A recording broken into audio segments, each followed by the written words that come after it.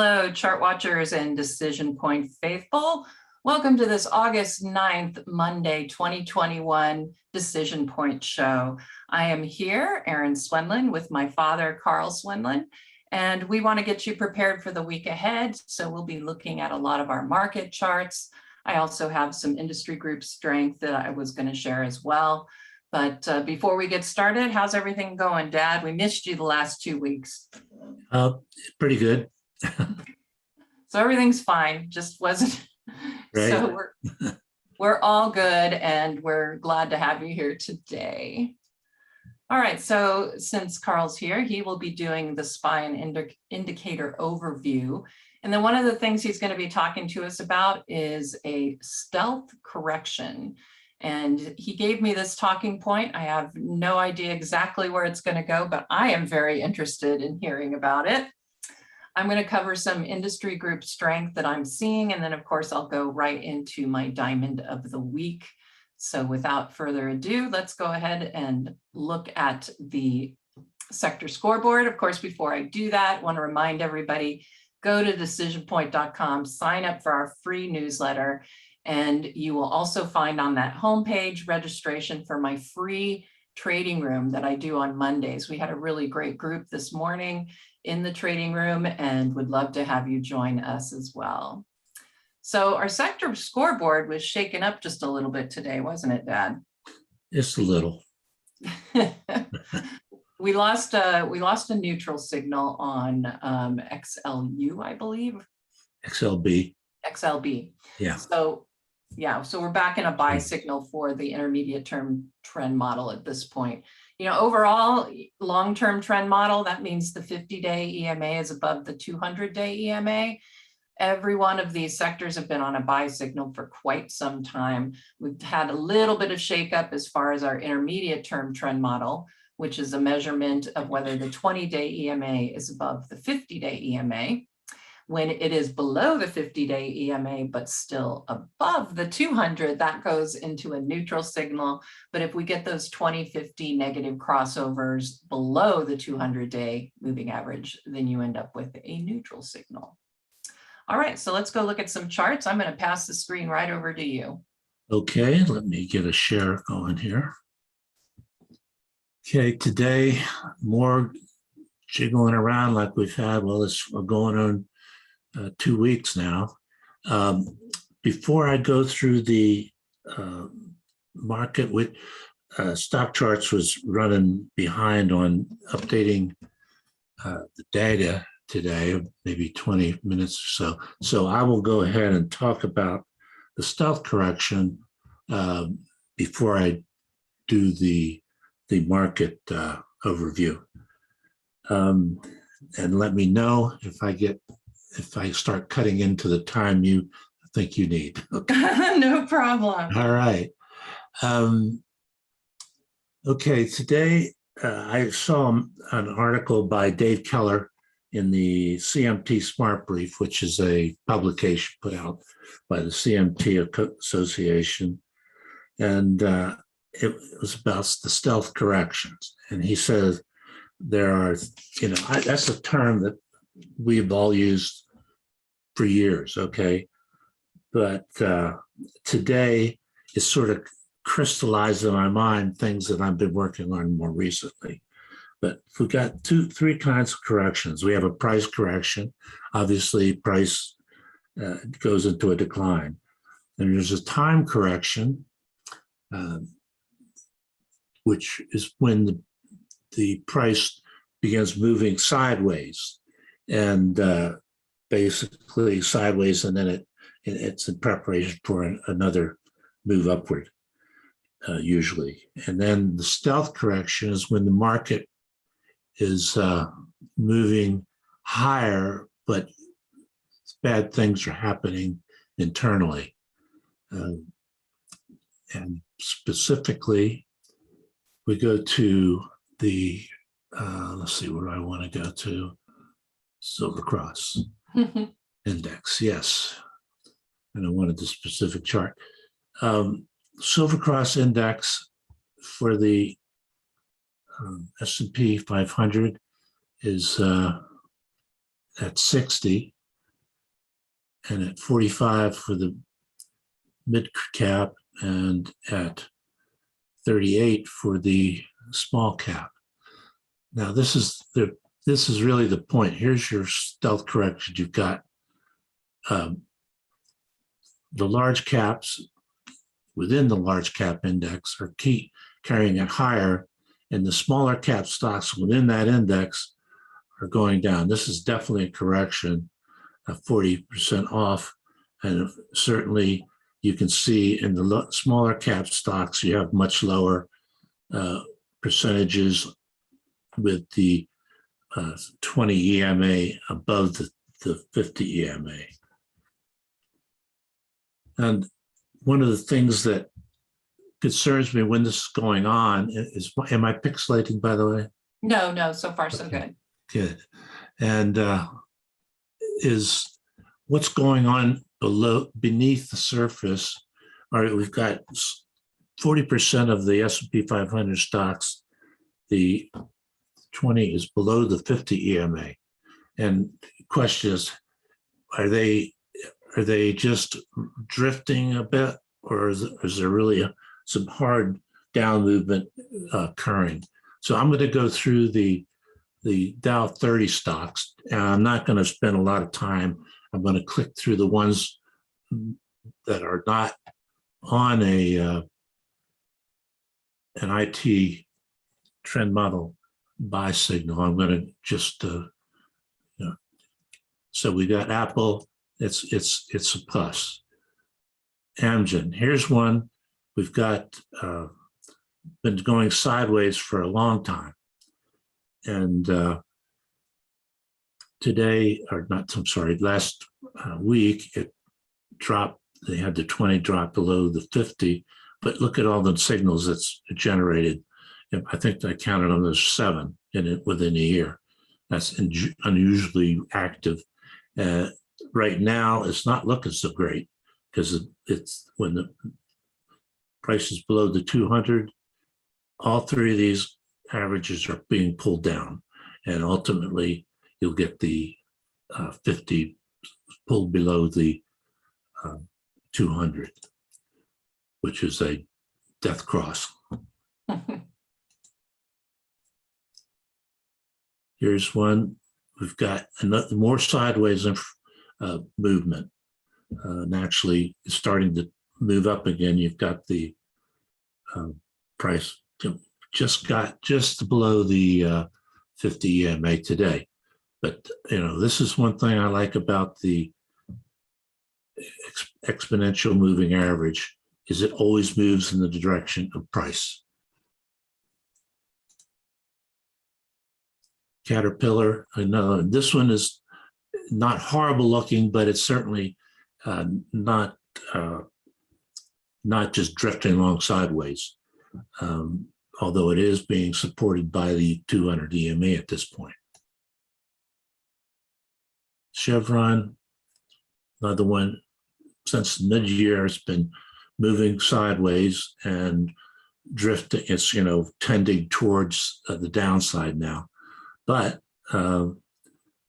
it did get supported in this general area and bounced back up. But anyway, you can see this is not particularly scary looking at this point. Disney, same thing, very close together, and just not. It's definitely negative. It's in a negative status right now in the intermediate term, but it's not terribly off. DuPont, and we've got it's somewhat off as well, but again, the 200 EMA is taking care of business. This one is moving sideways. This one is not on a downside crossover for the 2050, but it's got to be the way it tends. I would guess that it's going to be, since it's in this sideways movement. Yeah, new PMO sell signal as well. Yeah.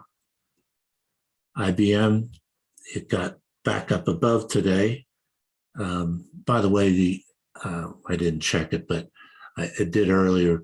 The Dow 30 stocks we've got, they have a Silver Cross index reading of about 63. So they're about the same as the S&P 500.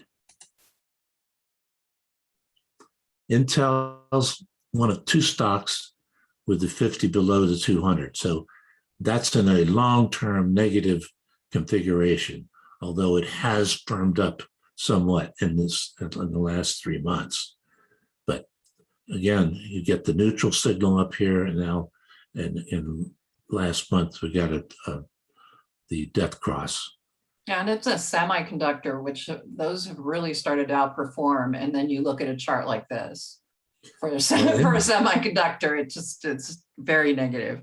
I'm not an expert in this area. I don't follow them that closely, but I do know Intel has been experiencing a lot of problems, considering the spectacular company that it was, a few years ago.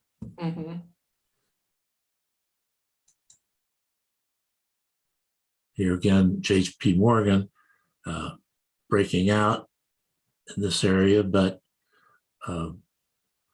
again, we're in a neutral signal, and this is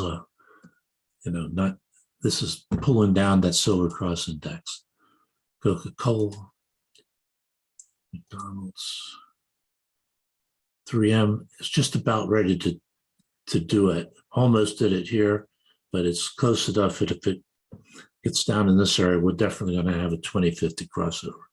But so this was one that's pointing towards the plus side, but it doesn't look like that will last very long.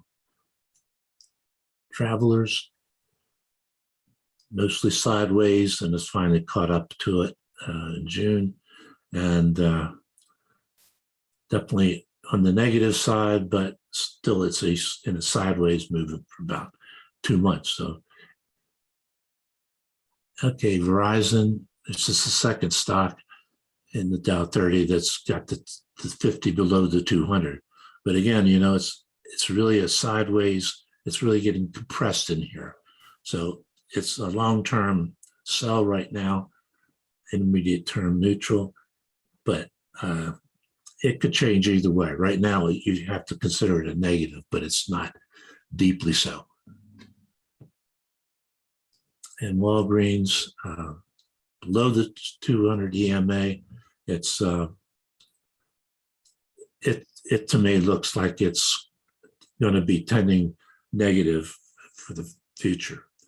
But anyway, what the point being is that you see underneath the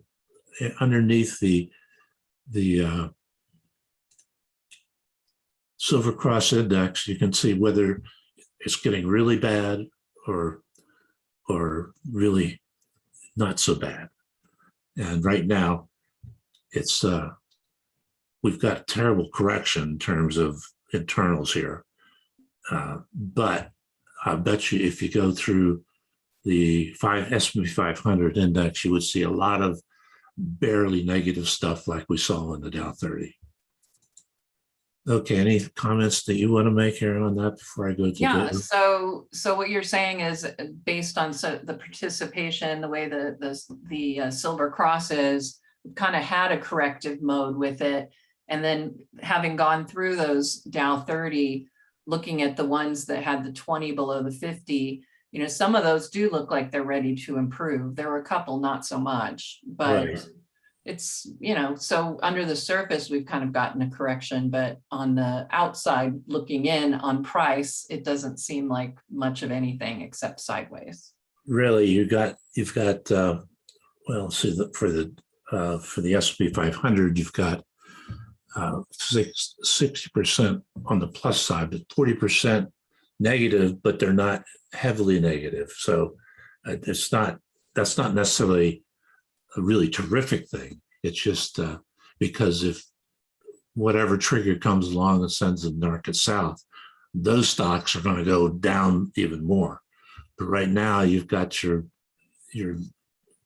mega cap stocks holding the market up, but it takes us a sneeze somewhere for that to all turn south.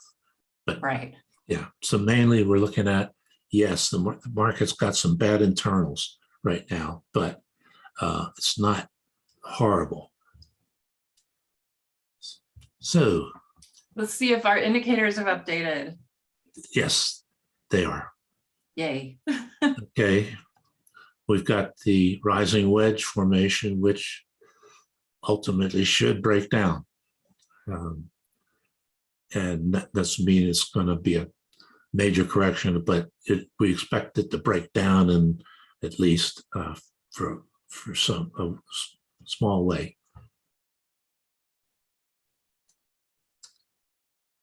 Advanced decline lines, they're still the same condition we looked at them last time. The breadth, advanced declines are confirming the advance of price, and we have a negative divergence on advanced decline volume. Volume is undermining the rally. Let me get, okay, volume ratios, let's see what we got. We don't have any climaxes there. Mm-mm.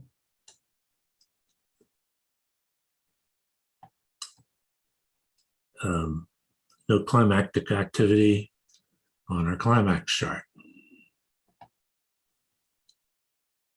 Bias assessment. I'm not going to get into that now. You'll cover that in the DP alert tonight. Yep. it. Okay.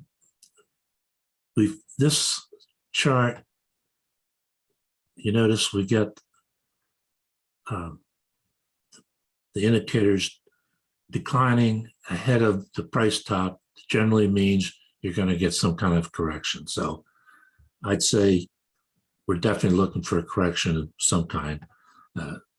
We're talking short term, at least. Mm-hmm. Silver Cross Index, covered it earlier, but again, this is not an ideal situation. You can tell it right here it is improving slightly. Okay, the ITBM and ITVM, they are declining as well, although over this period, but more recently, they're picking up slightly. Gold's the story today. Yes. Story. It's been horrible here. Big story is we have a 50 crossing down through the 200. You have the desk cross. Again, we've got the sideways movement, which could give us some hope, but no, I think the last 2 days takes that away. Yeah. The dollar, this accounts for our decline in gold, dollar being strong for a couple of days. USO, it's as weak as well as gold. Let me look what more. Okay, you can see it broke a long-term trend here, and don't like the looks of this top below the signal line. So right now we have a less accelerated rising trend. Maybe that'll hold on. I don't know. And the T-bills, they're breaking a trend line here. So that's not encouraging for T-bills, but I should say T-bonds, I'm sorry. But it is encouraging for the 10-year. That was up today. Notice we had a nice solid double bottom. We had, after this breakdown, we didn't get anything that looked like it was going to be support until this double bottom. And then it broke above the declining tops line. And so we're right at the confirmation line here. And so we would say our minimum upside projection would be in this area. We shall see. Bitcoin is coming back to life. This area of resistance, I've only got really one data point right here, or these two, that maybe that's not that strong a line. And that about covers That's it. it. All right, let me go ahead and I'll take the screen here. So I've been talking about to the DP Alert subscribers, as well as my DP Diamond subscribers, that, you know, with the SPY moving sideways, and honestly, sector rotation has been really mixed. You know, you're really finding rotation going in and out of these sectors so quickly that it's been kind of difficult to pinpoint, you know, where you want to be. So what I have noticed is that, you know, within all of these different sectors, there are strong industry groups that are basically holding up those sectors. So if you get participation in another industry group within the sector, then that'll push it to the top of the line here. And if you start seeing underperformance in most of the industry groups, then you're going to obviously see like energy down here. But one of the things that I found is we have this scooter reports on the homepage, and you can select what you want them to be for. And I selected the US industries. And so this tells me which industry groups internally and relatively are gaining strength. And so I was looking at these, just a quick peek. You can just hover over them and get an idea of what you want to look at. And I really liked the looks of containers and packaging. I know it's not a real exciting, sexy area of the market, if you will, but we had a really nice breakout today above that 50-day EMA. It's breaking this declining trend with that breakout. PMO in oversold territory with the buy signal. And then you can also see the RSI is very positive. And then just to confirm, you can see that relative to the S&P, we are in a rising trend. And then in particular, last week, we just started to make that move as far as relative strength. So this was an area that interested me. And so one of the ways you can check to find the stocks that are within that area, so we know it's a materials, and there's containers and packaging. And now I've got all the stocks that are within this area. And I did the work for you and found the one that I liked the best today out of this group. And that was Cryoport. And one of the reasons I liked it was down here is that it's outperforming its group as a whole, and it's outperforming the S&P even before the group started outperforming. So you want to find these relative strength candidates, the ones that are performing well within their industry groups. And that's one of the ways you can find, you know, the premium stocks, if you will, or the ones that have a lot of promise based on relative strength, just going in there. But I also have confirmation with a PMO buy signal. The only thing that I don't like is, of course, we didn't get the breakout here. This area is still holding its overhead resistance, but we still have a nice rising trend. And after breaking out above that 20-day and 50-day EMA, now we're starting to see a little bit of a pullback. So I will accept that. I think that that still makes it a pretty good candidate. But I just wanted to do a really quick look and let you know how you can find those stronger industry groups just using your front page here with the scooter reports. And to read more about the StockCharts technical rank, you can go into Chart School, and that will certainly give you some help as to figuring out exactly what these mean. But overall, John Murphy came up with the StockCharts technical ranking in that he came up with the formula that each of these industry groups are run through, and it tends to emphasize the intermediate and long term, because only about 15% of that calculation is short term. And then what it does is once you get the answer to the formula, if you will, then you compare that to all of the other industry groups. And so that's where you're finding when you get these moves on the scooter to the upside, that's where you can find new strength. And like I said, that one just caught my eye right off the bat with that double bottom and price breaking to the upside. But you can see that there are other groups that are looking pretty good. at this point as well. But that's one of the ways you can just quickly find that strength. So I did want to show you CYRX, but now it is time for the diamond of the week. And this one I actually presented to my diamond subscribers last Tuesday. You can see about the place right here, the top of this stop level this is how I come up with my stop. So the top line is where I picked the stock for my diamond subscribers. Whenever I pick a stock, I always put in a stop level. In this case, I went with one that went right around toward that 50-day EMA. So if price were to drop that far, honestly, if it lost this level here, that confirmation line from the double bottom, I might be cutting it loose at that point. But right now, I think it still has some upside potential here. You can see that the RSI is still positive and not overbought. We don't have that buy signal yet. We were just starting to see that momentum shift that came in on the breakout above the confirmation line for this double bottom. And, I think the chart still looks pretty good. You've got that PMO buy signal that's just about ready to come in. Volume does appear to be coming in on this rally. We don't have a whole lot of distribution on it yet. And then here you go with that relative strength. The group itself, pharmaceuticals are starting to do very well. Obviously, you've got Moderna in there. Pfizer has been doing well. But also this smaller cap one, this is a small cap stock, is also starting to show strength. And so that was one of the things that caught my eye.